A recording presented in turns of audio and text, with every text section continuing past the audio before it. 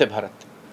ఉగ్రవాదులు, హింసావాదులు, ద్వేషించేవారు, అబద్ధాల కోరులు, మహిళలపై దాడులు చేసేవాళ్ళు. ఇది హిందువులు, ధర్మాన్ని ఆచరిస్తున్న వాళ్లపై కాంగ్రెస్ నాయకులకున్న అభిప్రాయం. హిందుత్వంపై దాడి చేయటం కాంగ్రెస్ ఆలోచన విధానంలో బహుశా భాగమైపోయింది. చాలా బాధాకరమైన విషయం ఏంటంటే హిందూ సనాతన ధర్మం పైన నిత్యం ఇట్లాంటి ద్వేషాన్ని, విద్వేషాన్ని పెంచి పోషిస్తూనే ఉంది కాంగ్రెస్. హస్తం నాయకుల్లో కొందరికి ఒక రకమైన జబ్బు పట్టుకుంది. హిందువులను, హిందుత్వాన్ని నిత్యం దూషించటం, ద్వేషించటమే వీళ్లకున్న అసలైన జబ్బు. ఏఐసిసి అధ్యక్షుడి నుంచి కింద స్థాయి కార్యకర్త వరకు సనాతన ధర్మాన్ని, హిందుత్వాన్ని దూషించటమే వీళ్ళ పనిగా పెట్టుకున్నారు. అదే మరో మతం పైన లేకపోతే వర్గం పైన దైవ దూషణ చేసే ధైర్యం లేదా వాళ్ళ పద్ధతుల్ని దూషించే ధైర్యం ఆ పార్టీ నేతల్లో ఒక్కడైనా చేయగలరా? చేసి ఇలా ప్రశాంతంగా తిరగగలరా? హిందుత్వం పైన కాంగ్రెస్ దాడి నిన్న మొన్న కొత్తగా మొదలైంది కాదు. ఎన్నో ఏళ్లుగా వాళ్ళకి హిందువులంటే ఓ చులకన భావం ఉంది. హిందూ దేవుళ్ళని కించపరుస్తూ వ్యాఖ్యలు చేయటం వాళ్ళకి నిత్య కృత్యం అయిపోయింది. 2010లో ఆనాడు కేంద్ర మంత్రిగా ఉన్న చిదంబరం చేసిన వ్యాఖ్యలు ఇప్పటికీ దేశ ప్రజలు మర్చిపోవట్లేదు. హిందుత్వాన్ని విశ్వసించే వాళ్లను ఉగ్రవాదులుగా చిత్రీకరిస్తూ కాషాయ తీవ్రవాదం అంటూ వాగాడు చిదంబరం. ఆ తర్వాత సుశీల్ కుమార్ షిండే కావచ్చు, ప్రస్తుత కర్ణాటక సీఎం సిద్ధరామయ్య సహా అనేక మంది హిందువులను టెర్రరిస్టులుగానే ప్రచారం చేస్తున్నారు. నిత్యం హిందువులను హింసావాదులుగా చిత్రీకరించే ప్రయత్నం చేస్తూనే ఉన్నారు. అందులో రాహుల్ గాంధీ కూడా ఏం తక్కువ తినలేదు. ప్రజలకు దిశానిర్దేశం చేయాల్సిన పార్లమెంట్ లాంటి చోటు నుంచి హిందువులపైన తన ద్వేషాన్ని కక్కాడు రాహుల్ గాంధీ. భారతదేశం ఏనాడు ఇతర దేశాలపైన దండయాత్ర చేయలేదంటూ ప్రధాని మోడీ అన్న వ్యాఖ్యలను రాహుల్ గుర్తు చేశాడు. ఇందుకు కారణం ఈ దేశం అహింస సిద్ధాంతాన్ని నమ్మింది కనుక అంటూ చెప్పుకొచ్చాడు. మన దేశంలో చాలా మంది అహింస గురించి ప్రబోధిస్తూ ఉంటారని, భయాన్ని విడనాడి మాట్లాడాలని చెప్తుంటారని పార్లమెంట్లో శివయ్య ఫోటోను తీసుకువచ్చి పదే పదే ఆ చిత్రాన్ని ప్రదర్శిస్తూ మాట్లాడాడు రాహుల్ గాంధీ. శివుడి వద్ద త్రిశూలం ఎడం చేతి వెనక భాగంలో ఉంటుందని, కావున త్రిశూలం అనేది హింసకు చిహ్నం కాదంటూ చెప్పుకొచ్చాడు. ఒకవేళ త్రిశూలం గనక హింసకే చిహ్నం అయి ఉండుంటే అది శివుడి కుడి చేతిలో ఉండేది అంటూ వింత వ్యాఖ్యలు చేశాడు. విభజించు, పాలించు అన్న నినాదాన్ని బ్రిటిషర్ల నుంచి పుణికి పుచ్చుకున్న కాంగ్రెస్ ఆనాటి నుండి ఇప్పటి వరకు అదే విధానాన్ని అవలంబిస్తుంది. స్వాతంత్రం వచ్చిన నాటి నుండి, ఇంకా చెప్పాలంటే రాక ముందు నుండి కూడా హిందువులను కులాల పేర్లతో విభజించిన కాంగ్రెస్ పార్టీ ఇప్పుడు ఏకంగా హిందూ దేవీ దేవతలను సైతం విభజిస్తా ఉన్నారు. రాక్షసులను సంహరించేందుకు దుర్గాదేవి సహా హిందూ దేవీ దేవతలు కొందరు త్రిశూలాన్ని లేదా ఇతర ఆయుధాలని చేతపట్టారు. మరి వీరిని హింసావాదులుగా చిత్రీకరించి మరోసారి తన సిద్ధాంతమైన విభజించు, పాలించు అన్న నినాదానికి సార్థకత తెచ్చుకున్నాడు రాహుల్ గాంధీ. పార్లమెంట్ ఎన్నికల ముందు సైతం నారీ శక్తి పేరుతో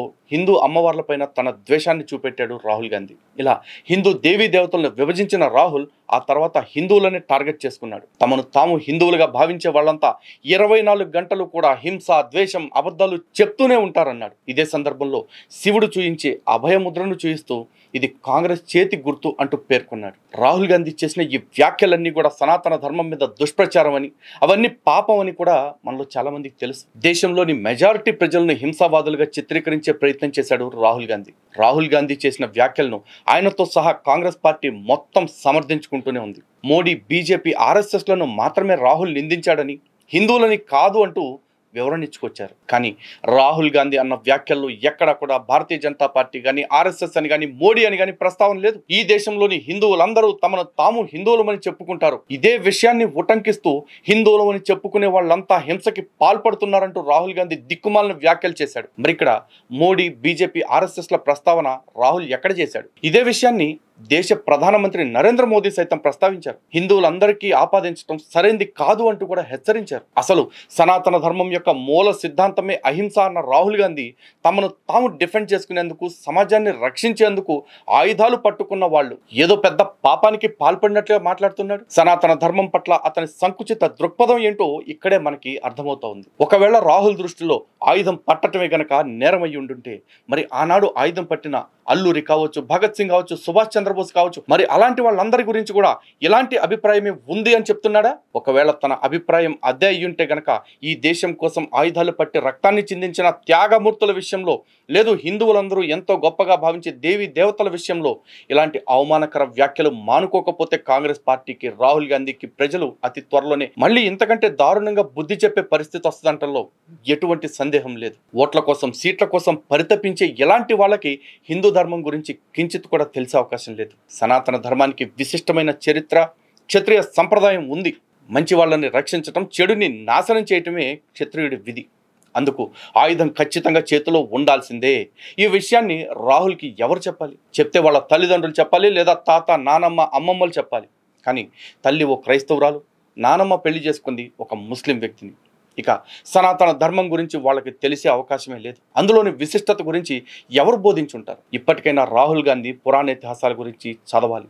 చదవటమే కాదు, వాటిని అర్థం చేసుకుంటే హిందుత్వంలోని గొప్పతనం ఆయనకు కూడా అర్థమవుతుంది. లేదంటే హిందూ వ్యతిరేకిగాని చరిత్రలో మిగిలిపోతాడు. ఓవైపు హిందువులని విమర్శిస్తూనే మరోవైపు సనాతన ధర్మాన్ని తాను విశ్వసిస్తానంటూ ప్రకటించుకుంటున్నాడు రాహుల్ గాంధీ. పెద్దల పట్ల, చిన్నల పట్ల ఎలా మెలగాలో సనాతన ధర్మం చెప్తుంది. సనాతన ధర్మాన్ని పాటించే వాళ్ళకి ఆ విషయాలు ఖచ్చితంగా తెలుస్తాయి.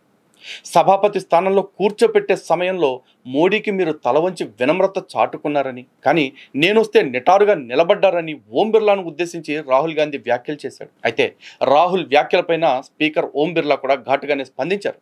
పెద్దవాళ్లతో ఎలా ఉండాలి, చిన్నవాళ్లతో ఎలా ఉండాలనేది తనకి తెలుసన్నారు. ఇక ప్రధాని నరేంద్ర మోడీ తనకంటే వయసులో పెద్దవారు కాబట్టి వారి ఆశీర్వాదం తీసుకునేందుకు తలను కొద్దిగా వంచానని, రాహుల్ తనకంటే వయసులో చిన్నవాడు కాబట్టే నిటారుగా నిల్చొని అభివాదం చేశానంటూ చెప్పారు.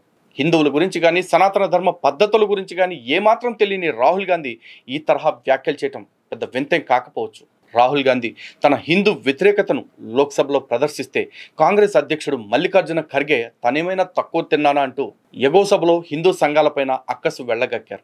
ఆర్ఎస్ఎస్తో సంబంధం ఉన్నవాళ్ళు యూనివర్సిటీ వైస్ ఛాన్సలర్లు అవుతున్నారంటూ రాజ్యసభలో అన్నారు ఖర్గే. అయితే ఖర్గే వ్యాఖ్యలను రికార్డుల నుంచి తొలగిస్తున్నామని చెప్పిన ఉపరాష్ట్రపతి జగదీప్ ధన్కడ్ ఆర్ఎస్ఎస్లో పనిచేసిన వాళ్ళు ఉద్యోగాలు చేయకూడదా, వాళ్ళు ఉన్నత పదవులు అధిరోహించకూడదా అంటూ సుద్దులు చెప్పారు. ఇది ఈ దేశపు ప్రధాన ప్రతిపక్షంగా వ్యవహరిస్తున్న కాంగ్రెస్ పార్టీకి హిందువుల పట్ల, సనాతన ధర్మం పట్ల ఉన్న వైఖరి. సాధారణంగా హిందూ వ్యతిరేక ప్రకటనలు చేయడంలో రాహుల్ గాంధీ సిద్ధహస్తులు.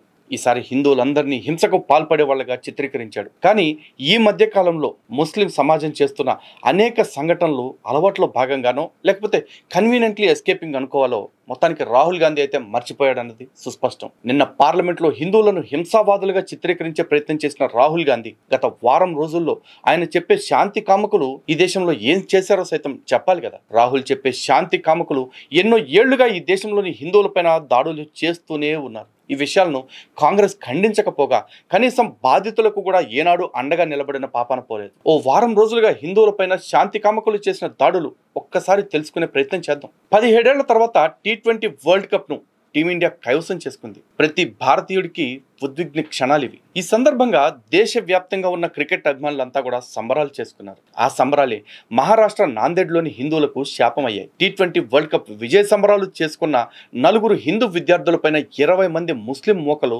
దాడి చేశారు. హిందూ విద్యార్థులుంటున్న అపార్ట్మెంట్లలోకి కర్రలు, ఇనపరాడ్లు తీసుకుని వెళ్లి దాడికి పాల్పడ్డారు. ఈ ఘటనపై పోలీసులు కేసు కూడా నమోదు చేశారు. నిందితులందరూ కూడా ముస్లిం వర్గానికి చెందిన వాళ్లే అని సైతం చెప్పారు.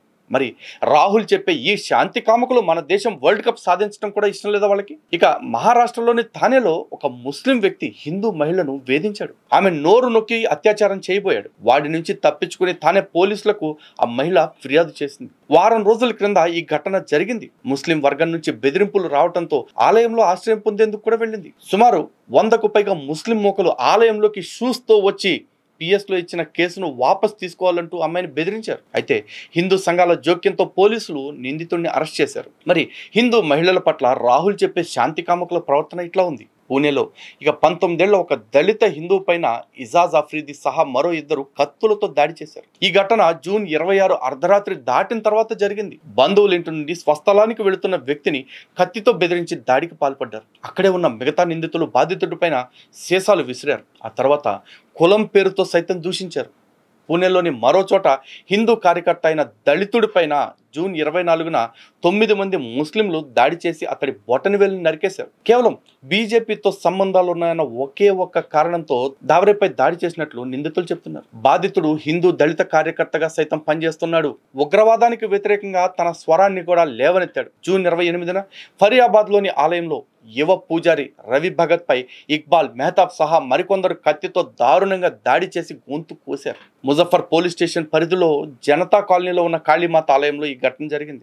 దాడి జరిగిన రోజు రాత్రి ఆలయం వెలుపల రవి భగత్ మంచంపై నిద్రిస్తుండగా కొందరు ముస్లింలు వచ్చి వాగ్వాదానికి దిగారు. ఆ తర్వాత వాళ్ళకి బాగా అలవాటైపోయిన సర్ తన్సే జుదా అంటూ మతపరమైన నినాదాలు చేశారు. ఇక కేరళ రాష్ట్రం తిరుపూర్లో ఓ మైనర్ బాలిక పైన లైంగిక వేధింపులకు పాల్పడిన ఘటనలో మదర్సా ఉపాధ్యాయుడు అబ్దుల్ రెహమానికి 3 జీవిత ఖైదులను కోర్టు విధించింది. అంతేకాదు 1,50,000 రూపాయలు జరిమానా కూడా విధించింది గౌరవ కోర్టు. అది చెల్లించకుంటే మరో 2 ఏళ్లు శిక్ష కూడా అనుభవించాల్సి ఉంటుందని సూచించింది. ఇక హైదరాబాద్లో అయితే గతంలో హోలీ జరుపుకున్నారని హిందువులపైన దాడి జరిగింది. ఇక వెస్ట్ బెంగాల్లో అయితే బీజేపీకి మద్దతు తెలుపుతుందని ఓ ముస్లిం మహిళను వివస్త్రం చేసి దాడి చేశారు. హిందూ ఉత్సవాలు పోలీసుల పహారా మధ్య చేసుకోవాల్సిన దౌర్భాగ్య స్థితి ఈ దేశంలో హిందువులకు వచ్చింది. వీటన్నిటికీ కారణాలు ఏమిటి అన్నది కూడా రాహుల్ గాంధీ ఎప్పటికైనా తెలుసుకుంటే బాగుంటుంది. అలా తెలుసుకోకుండా కేవలం నిందంతా హిందువులపైన వేస్తూ హిందువులు మాత్రమే హింసను పాటిస్తున్నారంటూ ఈ దేశంలో హిందువులపైన బురద చల్లుతూ ఉంటే ఇలాంటి కుహన రాజకీయవాదుల్ని ఏం చేయాలో మీరే ఆలోచించుకోండి. మరో అంశంతో మళ్ళీ కలుద్దాం. జై హింద్.